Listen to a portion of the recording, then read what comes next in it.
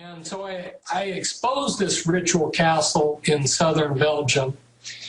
And at first, you know, this was in 1991, and a number of years transpired, and it was like I was a voice in the wilderness and nobody had heard. But eventually it did get heard. And what happened is in Belgium, the Belgian government was toppled. They had big protests in Brussels a couple times where there were over 500,000 Belgians protesting their government. And the reason why is because there was a big scandal that broke loose where people had discovered that there were satanic covens in their government, the government of Belgium, and that there was pedophilia going on. And this got connected in, and people then were able to connect what was going on and some of the people back to this castle that I had exposed. And so Interpol, due to public pressure, sent somebody here in the United States to my house to interview me to find out information about the ritual murders that went on in this castle. Well, this was a very strange way that this FBI agent who was representing Interpol, it was very strange the way he approached this murder investigation. I would just throw out to the listener right now, if you were an FBI agent or a policeman and you were investigating a murder, how would you approach doing it? And then compare that with what happened in this case. The day he arrived at my house, and I was at that time living with friends, I was upstairs in my study on the computer working on one of my books on the Illuminati, and something told me, my sixth sense, or call it the Spirit of God, something told me, you ought to go downstairs right now. And when I went downstairs, Eric, who was the head of the house, my friend, he looked at me and he said, there's an FBI agent in the bathroom, and he's here to ask you questions, but he's been trying to get me to throw you out. And he's been asking me why I'm putting up with you living with us, and he's been trying to convince me to throw you out.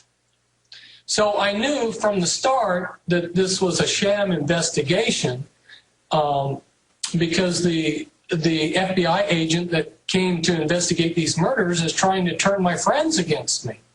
So he comes out of the bathroom and he starts asking me questions about the castle, and I was friendly with him, but I basically, what ended up happening is I told him that in this investigation he was in over his head, and I was not about to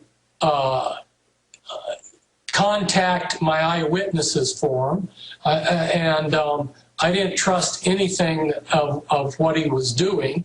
And at one point then he pretended like he had never seen my books, and he grabbed a couple of my mind control books and he started flipping through it, and he came to a page and he said, oh, you got a mistake here. What do you make of that? As if he just randomly found that mistake on that page.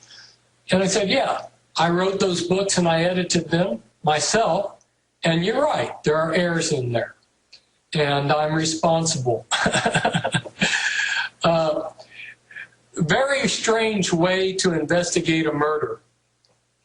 So here we had something very similar to the Kennedy assassination.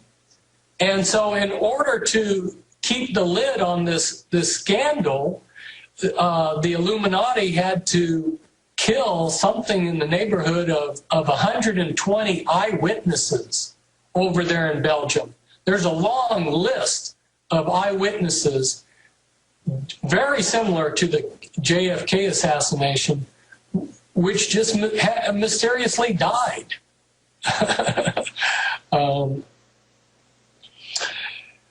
I would encourage anyone who has doubts about the hidden hand, that events are manipulated. I would encourage them to start with the JFK assassination, and then once they see how events were manipulated there, then you can progress to 9/11, and these blatant shows of Illuminati power that were meant to traumatize us can also be flipped for good as a way for the novice to introduce himself to the fact that events are being controlled. A lot of good points. Let's take the calls. All right.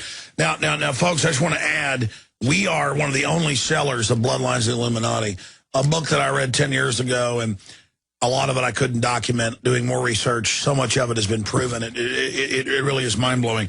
This book is now sold out everywhere. The reprinting has started now. And as a side issue, Fritz, I don't want to get into the whole thing, but go ahead. Illuminati castle I was talking about, there's 3 pictures of that Illuminati castle in the Bloodlines book. I was about to say, I'm somewhat of a novice historian myself, and I noticed that that you've actually got that in here. In fact, I forget, what page is that on, Fritz? Well, this at the very start, and then when you go to the Rockefeller family, and then there's I don't know where the third one is, but the castle. What was going on with Marilyn Monroe and mind control? Speak to that, because you've got that here at the very beginning.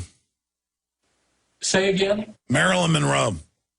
Marilyn Monroe. She was what's called a presidential model. They, in their need to control everything, they have sexual kittens that, as the president travels around, if he needs sex, they supply him with sexual kittens. It makes it easier for the Secret Service and NSA and CIA to control things if they know who the president's having sex with. Exactly. Who was Anton LaVey in all of this? Well, Anton LaVey was, as you know, the head of the Church of Satan. In fact, his son contacted me while I was in prison. His son hated his father. His son was appreciative of the information that I had written exposing Satanism. So I thought that was interesting. Oh, really? Tell us what his son said to you. He just said he appreciated what I had written, and that he hated his father because of the abusive satanic things that his father had done, and that he was in recovery and trying to recover from the abuse that he had suffered. Good. Anton LaVey was a programmer. As you know, he's died. A lot of people thought he was just a big joke because he had... No, the word is he was CIA and above that. Oh, I'm sure he was connected in several ways. And his sidekick, what was it, Michael... Aquino. Yeah, was Temple right of Set, Pentagon. Yeah. So, for a while they were together in the Church of Satan until Michael Aquino split off. Yeah,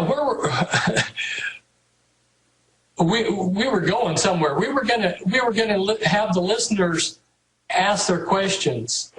Yeah, it's just there's so much, Fritz. You know, that's the thing is that you just have incredible research, and having you here with us now is just amazing. We'll go to the phone calls. It's just that The final point I want to make before we go to calls, then let you go, and then have Aaron Dykes come here so I can go lay down on the couch and get a few hours sleep, is that people think, oh, you talked about this earlier in the week, they think they're on the winning team joining this, but they destroy their own. I mean, there's no reason when you know the game to join this predatory system. Can you speak to that briefly? Yes, I spent quite a few years, approximately 10 years, working with people that had been members of the Illuminati over the years. Because when I first got started, I didn't know anything about the mind control or how to break it. And I was learning through the School of Hard Knocks, trying to help people escape. And I can categorically say across the board, it is a nightmare to be a member in the Illuminati. They traumatize and torture their own people. And the mind control, you can read about the mind control in some of my books. And it's just horrific. It's way beyond your worst imagination. So that, you know, like you said last time, you don't want to make a deal with the devil. He pays in counterfeit bills, and once he owns your soul, he's just going to torture you. It's not the fun and games that people think it is. What about rock and roll? You know, I've read the biographies of a lot of famous rockers and famous blues people.